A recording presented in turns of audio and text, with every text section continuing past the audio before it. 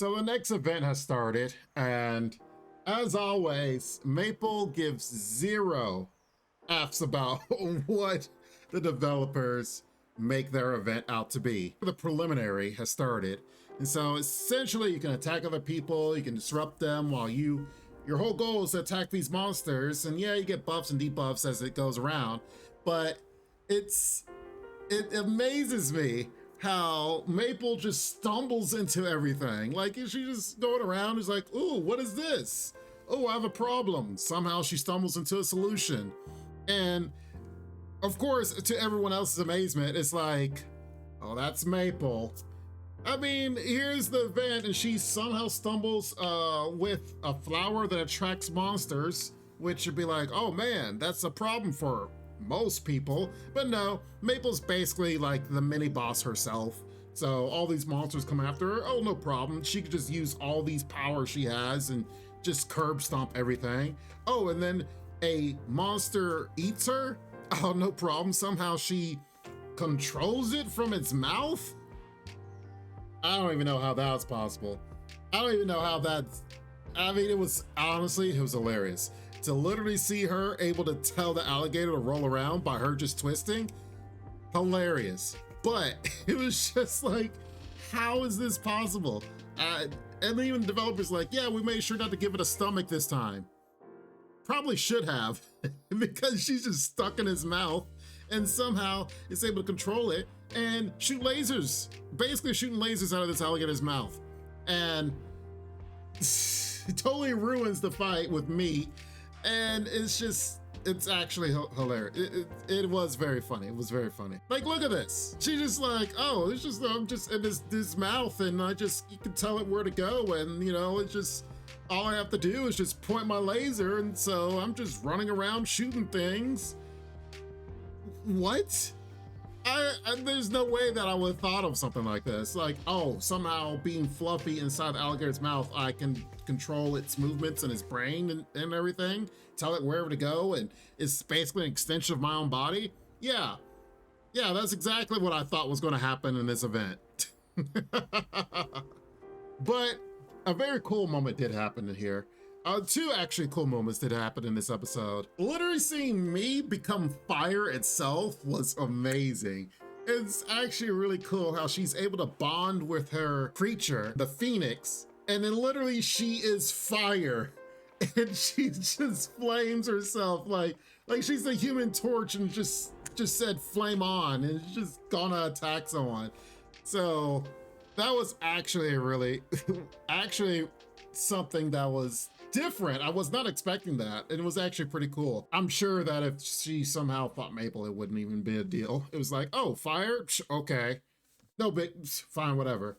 But the crux of things is gotta be Kanade. Her coming through here and slashing through people is just, I mean, she's a samurai in and of itself. Just coming through there with her blade, and then she has the snake to paralyze people.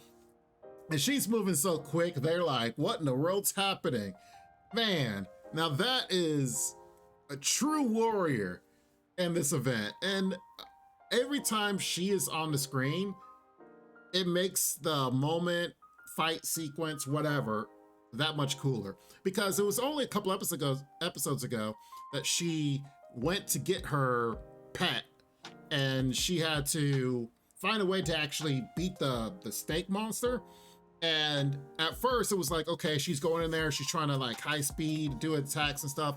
And then she realized that, oh, she didn't even have to attack it because it's, you know, immortal. She just had to run past it. I don't know what it is, but several characters, whenever they actually have them on screen, seem to be better than other characters. Like Maple, you kind of get silliness and like whatever. Sally, she sometimes like has some really cool moments, you know, when she's dueling, you know, like a ninja, if you will. But this girl, like whenever she's on there, yeah, she may have some funny moments where she turns into a child and stuff, whatever. But she's really good with that blade. And then the guy having the armor, I feel for him because he's like your everyday player. Your player that you would find on World of Warcraft or wherever trying to take this seriously, and he's in Maple's guild. And I'm looking at this episode. It just kind of dawned on me. It's like, this man is sitting here trying to take everything serious, and here he is, like a shield, shield user like Maple, albeit doing things a little bit differently. But then, no matter what, Maple's just coming up here and just playing the game her own way and ends up being OP. I would be highly ticked. That's just me. Coming in here, he's trying to take it seriously. He's trying to come up and absolutely, he's getting buffed up. He's getting his pet that basically gives him even more armor and such. And he's just knocking through these monsters. But then I would be like, man, I had a great day. And then I go back to the guild house and then it's like, Maple, how'd you do? Oh, I just kind of sat in the middle while monsters just came at me and just stomped them out and curb stomped them and punched them and ripped their heads off and such. And, got the highest score in the event. Don't mind me. I would be highly ticked. I would. But regardless, it's a great show. And Bofuri is out. It just, there's something about it that, you watch it and you just sit there like, wow, okay. It's Maple. There's Maple, doing her stuff. But regardless, it's a great episode and I hope you guys enjoyed it. Make sure you like the video. Tell me what you think about the episode, the event, and or Maple and her antics. But regardless, we're going to definitely get into more analysis as the episodes continue to come on, and more of the season 2. And aside from that, I hope you guys have a great day. Be safe, and I'll see you next time. This ain't what you want, bitch, I'm a fucking phenomenon.